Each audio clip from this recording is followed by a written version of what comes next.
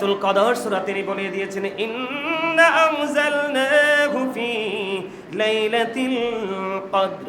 জোরে কোন আল্লাহু আকবার।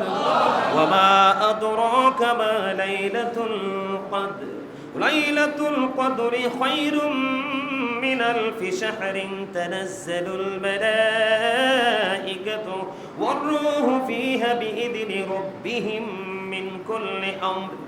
من كل أمر سلام هي حتى مطلع الفجر। জোরে কন্যা একবার আল্লাহু আকবার। আর জোরে বলেন আল্লাহু আকবার। নিশ্চয়ই লাইলাতুল কদরের রাত্রিতে কোরআন নাজিল হয়েছে। জোরে কন্যা সুবহানাল্লাহ। আর জোরে বলেন না সুবহানাল্লাহ। লাইলাতুল কদরের রাতে কোরআন নাজিল হয়েছে। এই কোরআনের কারণে আজকে আধুনিক প্রযুক্তি পেয়েছি। এই প্রযুক্তির কারণে আজকে হাতের মুঠোয় পৃথিবীকে আনতে পেরেছি। জোরে জোরে কন্যা সুবহানাল্লাহ। এই কোরআন নাজিল হওয়া রাত হলো লাইলাতুল কদরের রাত। আপনারা সারা রাত থাকেননি লাইলাতুল কদরের রাতে? মাশাআল্লাহ, আপনারা যে বেশি অ্যাক্টিভ এটা আমি সবে বরাত এসে বুঝতে পারছি। আলহামদুলিল্লাহ বলে অনেকেই অ্যাক্টিভ। আপনার আল্লাহ যেন মৃত্যু পর্যন্ত অ্যাক্টিভ রাখে। জোরে কোন আমিন। আর জোরে বলেন আমিন। ওয়া মা আদরাকা মা লাইলাতুল কদর। আপনি কি জানেন লাইলাতুল কদরের রাত কি? সুবহানাল্লাহ বলেন না। এরপরে আল্লাহ রাব্বুল আলামিন বলেছেন লাইলাতুল কদরি খায়রুম মিন আলফি শাহরিন। জোরে জোরে কোন আল্লাহু আকবার। কদরের রাত হলো হাজার মাস চাইতে উত্তম। হাজার রাত নয়, হাজার দিন নয়, হাজার সপ্তাহ নয়, হাজার মাস চাইতে উত্তম আমার আল্লাহ বলতেছে। তাহলে যেই রাত্রিতে ইবাদত করলে হাজার মাস ইবাদত করার সমান সওয়াব পাবো, তাহলে আমরা মুমিন যারা, আখির নবীর উম্মত যারা, আমাদের জন্য করা কি উচিত? ওই সারা রাতের জন্য নিজেকে প্রস্তুতি নেওয়া উচিত। সুবহানাল্লাহ বলে না। এই রাত্রিতে কোরআন তেলাওয়াত হবে, দরুদ পড়া হবে, জিকির হবে, মিলাদ হবে, ওয়াজ হবে, সব কিছুর মাধ্যমে, নফল ইবাদতের মাধ্যমে আমরা সারা রাত যেন লাইলাতুল কদরের রাতকে আপন করে বরণ করতে পারি। আল্লাহ যেন আমাদেরকে তৌফিক দান করে। সকলে বলেন আমিন। আর জোরে বলেন আমিন। এরপরে আল্লাহ রাব্বুল আলামিন বলেছেন তানাজ্জালুল মালাইকাতু ওয়ার রূহু ফিহা বিইذনি রাব্বিহিম মিন কুল্লি আমরিন সালামুন হিয়া হাত্তা মাতলাইল ফজর। জোরে জোরে কন্যা একবার আল্লাহু আকবার। এটা শুধু হাজার মাস চাইতে উত্তম। এখানে একান্ত নয়, এই রাত্রে ফেরেশতা জিবরাইল অবতীর্ণ হন এবং তারা সে প্রত্যেক কাজের জন্য এটা শান্তি এবং ভোর পর্যন্ত তারা থাকেন। জোরে জোরে কোন সুবহানাল্লাহ। আর জোরে বলেন না সুবহানাল্লাহ। বন্ধুরে আমার, শুধু তাই নয়, আমি আপনাদেরকে আজকে বলে দেই লাইলাতুল কদরের রাত্রিতে যদি কোনো বান্দা শেষ পর্যন্ত ফেরেশতারা থাকে, যদি কোনো বান্দার শেষ রাত্রিতে মুনাজাত করার সময় যদি চোখ দিয়ে পানি এসে যায়, অন্য কিতাবে অন্য হাদিস গ্রন্থের মধ্যে এসেছে যখন কারো চোখ দিয়ে পানি এসে যায় তখন আপনি মনে করবেন আসমান থেকে যে আজকে লাইলাতুল কদরের রাত্রিতে ফেরেশতারা অবতীর্ণ হয়েছে, ওই ফেরেশতার সাথে আপনার ভাগ্যক্রমে মুসাফা হয়ে গেছে। আমার রাসূল বলেছেন ওই রাত্রিতে আল্লাহর যে মুমিন বান্দার সাথে, তবে এটা মধ্যরাত্রে নয়, এটা শেষ রাত্রে সবে কাজের সময় হয়। আমরা তো অনেক মডার্ন, আমরা তো অনেক বন্ধু কমার্শিয়াল, সন্ধ্যা রাত্রিতে ইবাদত করে গিয়ে ঘুমাই। না না না, ও বন্ধু, প্রেমের খেলা জমে একমাত্র শেষ রাত্রিতে। ঠিক কিনা বলেন? ফেরেশতা আপনার যখন মুনাজাত করবেন লাইলাতুল কদরে, যখন আপনার হৃদয় রাজ্যে হাহাকার শুরু হয়ে যাবে, আগুন যখন ধাও ধাও করে আপনার জ্বলে উঠবে, আল্লাহ এবং আল্লাহ রাসূলের প্রেমের আগুন, এই আগুনের জ্বালায় জ্বলতে জ্বলতে মনের অজান্তে আপনার চোখ দিয়ে পানি বের হয়ে যাবে। আপনি মনে করবেন এই চোখের পানি ওই রাত্রিতে আপনার জন্য স্পেশাল নিয়ামত, কারণ আল্লাহ রাব্বুল আলামিনের রহমতের ফেরেশতার সাথে লাইলাতুল কদরের রাত্রিতে আপনার মুসাফা হয়ে গেছে। যার মুসাফা হয় তার চোখ দিয়ে পানি বের হয়ে যায়। আলোচনা হবে, প্রেমের আলোচনা লাইলাতুল কদরের রাত্রিতে। ঠিক কিনা বলে? আরো জোরে আসবেন নি সবাই? সবাই আল্লাহ সবাইকে তুমি সুস্থ রাখো, আমিন। সবার চোখ থেকে সেই রাত্রিতে ঘুম পুরোপুরি তুমি বন্ধ করে দাও। আমার ঘুম থাকলে কি লাভ হইব? কেন কোনো মানুষের জন্য ঘুম হলো অভিশাপ। আর আলেমদের, সত্যিকারের আলেম যদি হয় তার জন্য ঘুম হলো নিয়ামত। সাধারণ মানুষ ইবাদত করবে আর একজন আলেম রাতভর ঘুমাবে, ওই আলেমের ঘুমের চাইতেও ওই সাধারণ মানুষের ইবাদতের চাইতে আলেমের ঘুম অত্যন্ত দামি। এই জন্য আল্লাহ রাসূল বলেছেন, আল্লাহ রাব্বুল আলামিন আমাদেরকে জানিয়ে দিয়েছেন, পৃথিবীর বুকে তোমার 100টা না 1 কোটি অসংখ্য বন্ধু তুমি বানাও, এর মধ্যে যাচাই বাছাই করে ভিতর এবং বাহির। শুধু সার্টিফিকেট থাকলে হবে না, তার ভিতরও সুন্দর থাকতে হবে, ঠিক কিনা বলেন? আরো জোরে বলেন। ও বন্ধু, আলেম হতে হলে তার শিক্ষাগত যোগ্যতার পাশাপাশি তার চারিত্রিক গুণাবলীও থাকতে হবে। চরিত্র যদি ঠিক না হয় সে কখনো হক্কানি আলেম নয়। এই জন্য রাসূল বলেছেন, তোমার জীবনে অসংখ্য বন্ধু তুমি বানাও, এর মধ্যে একটা বন্ধু তোমার জীবনে বানিয়ে নাও, যেটা হলো হক্কানি আলেম এবং হক্কানি আল্লাহর ওলি।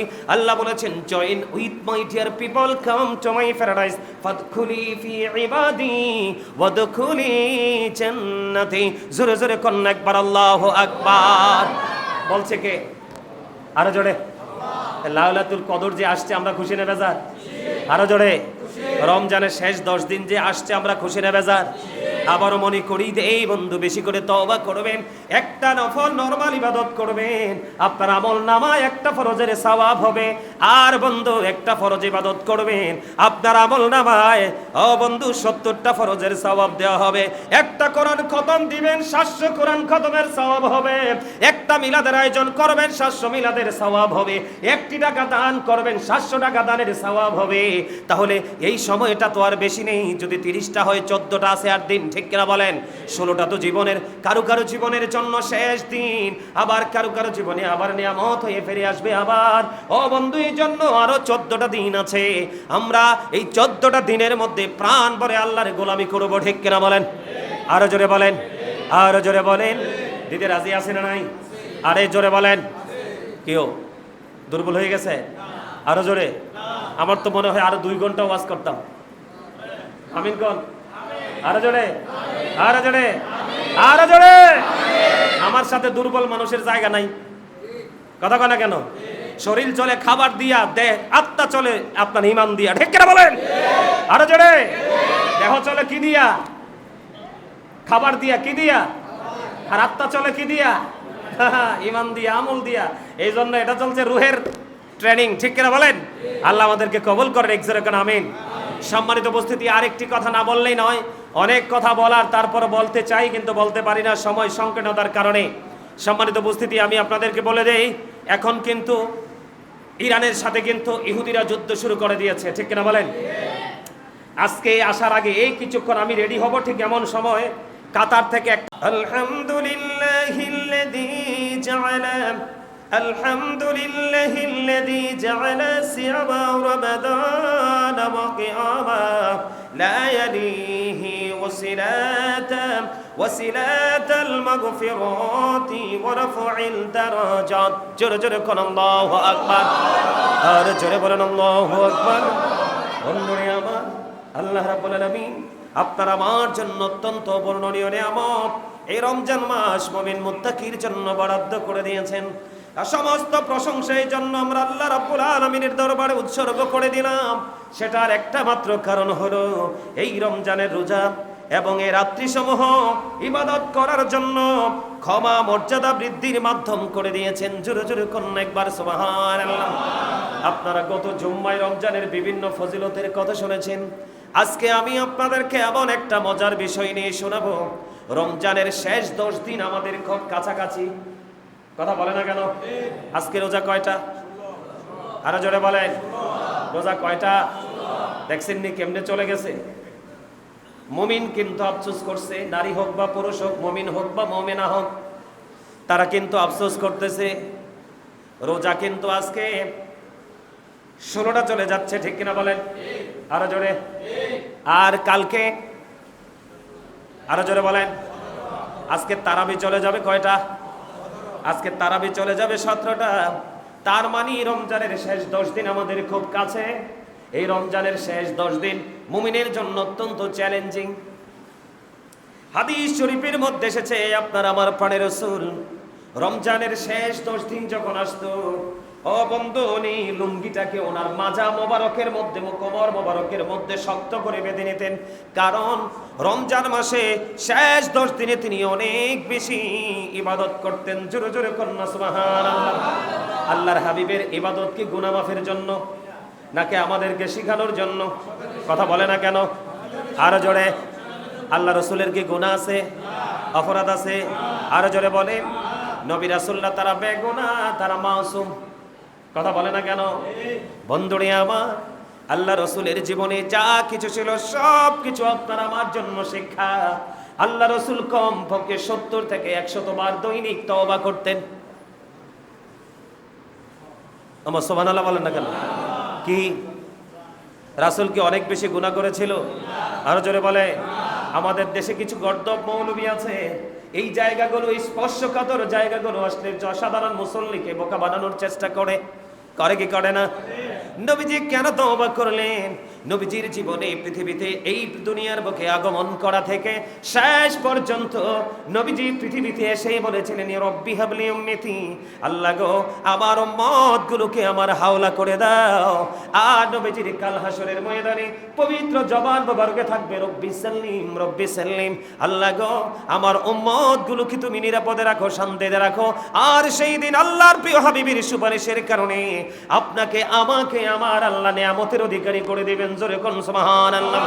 বন্ধুরে আমার, আদম নবীর কাছে যাবে সুপারিশের জন্য, আদম নবী এটার গ্রহণযোগ্য নয়। অন্যান্য নবীদের কাছে যাবে, সবাই দেখিয়ে দিবে আল্লাহর প্রিয় হাবিবুল্লাহ, যেই মুহাম্মদ রাসূলুল্লাহ, যে চির অমর একটা বাক্য, একটা সেন্টেন্স, এটা যেখানে যাই সেখানে দেখতে পাই আল্লাহর নামের সাথে শোভা পায়। আর কারো নাম আল্লাহর নামের সাথে চিরস্থায়ীভাবে শোভা পায় নাই। আরো জোরে কন্যা, সেই নবীটা কার? আরো জোরে বলেন, জোরে বলেন। রোজা কি ধরছে?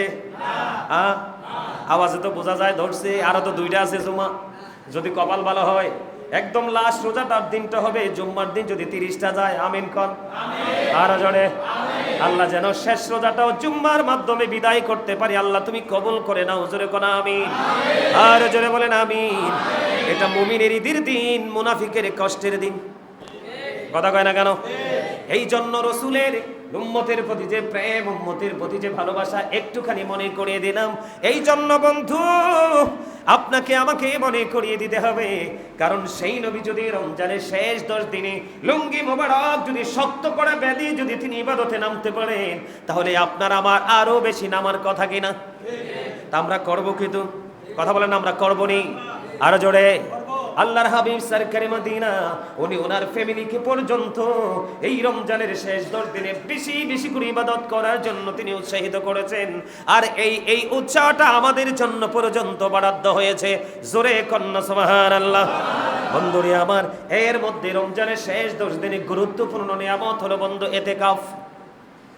কথা কয় না? আমার নাম শুনেন নাই? হ্যাঁ, কথা কয় না কেন? ইতিকাফের নাম শুনছেন? কি করতে হয়? মসজিদে আইসা থাকতে হয়। একদম বাংলা কথায় উত্তর দিয়ে দিয়েছে। সুবহানাল্লাহ বলে। মসজিদে এসে অবস্থান করতে হয়। ও বন্ধু, ইতিকাফ করা সুন্নাতে মুআক্কাদা। সুবহানাল্লাহ কোন? কিফায়া। বন্ধুরে আমার, এটা এমন একটা নিয়ামত। ও বন্ধু, পুরুষরা ইতিকাফ করবে মসজিদে, আর নারীরা ইতিকাফ করবে ঘরের অভ্যন্তরে। অভ্যন্তর মানে বুঝেননি? মানে একবারে আপনার বিল্ডিং এর মধ্যে অথবা আপনার ঘরের মধ্যে যে গোপন কক্ষ, গোপন রুমটা আছে, যেটার মধ্যে আদার্স কোনো পার্সন ওই আমার মা অথবা বোনকে কেউ গিয়ে ডিস্টার্ব করতে পারবে না, এমন একটা আপনার গোপন কক্ষের মধ্যে নারীরা ইবাদতে বসবে। ও বন্ধু, পুরুষরা মসজিদে বসবে। এই মসজিদে ইতিকাফে বসার পরে আপনি ইচ্ছে মতো মসজিদ থেকে বের হতে পারবেন না। জোরে জোরে কন্যা একবার সুবহানাল্লাহ।